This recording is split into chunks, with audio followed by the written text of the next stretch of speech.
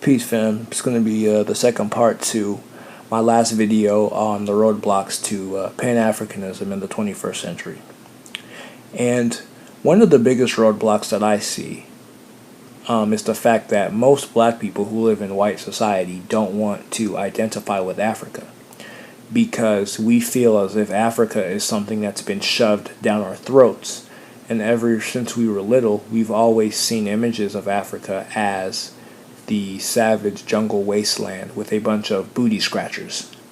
And since we've been brainwashed to view Africa in this fashion, wherever we go, like wherever our state of consciousness is, whether we are the average black person walking down the street who doesn't know anything about its history or culture, or whether we are the greatest whether we are the greatest conscious historian, we're always going to have that inclination to view Africa in a negative light. And I mean, this exists like in the various ideologies of the black conscious community, where you have Hebrew Israelites who will say, oh, we never existed in Africa, or we come from Shem.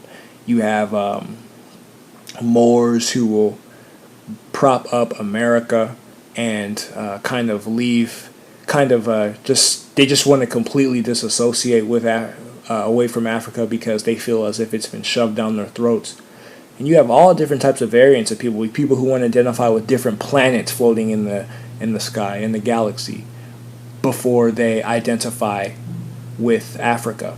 And you have a whole heap of different variants and ideologies of people who just want to run away from Africa. And I mean, there has always been black people all across the world, but so far today, whether we're looking at the South Pacific, Australia, Southeast Asia, Central Asia, or Saudi Arabia, all of the black people that exist in the world today have oral traditions that say that they came from Africa, or genetic footprints that say that they came from the oldest lineage, which is the A haplogroup that exists in Africa.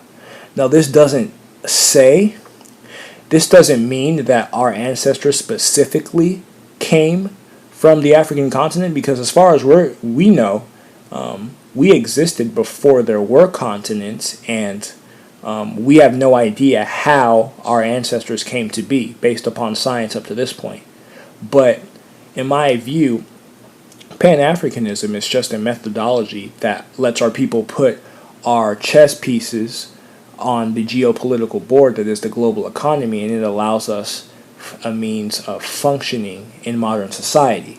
So whether our ancestors came from Africa, the continent specifically or not, doesn't matter, or what the name of the continent was in ancient times, that doesn't matter either, because a lot of people try to use that as an excuse.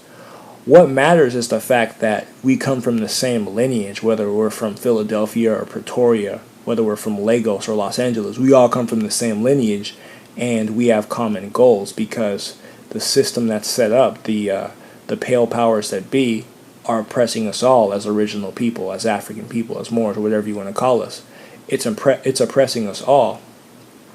So I think the fact that so many of us don't want to identify with what's ours is a huge roadblock to Pan-Africanism in the 21st century, and it's a roadblock that must be removed, because what we have, like, Africa is a beautiful continent with so many resources, so much diversity, so many different opportunities. And I think if we could put our petty differences aside and just work with one another, it would really be beneficial, and we would really see a lot of progress if we just sought towards that. If we just sought to do that, if we just work towards that goal.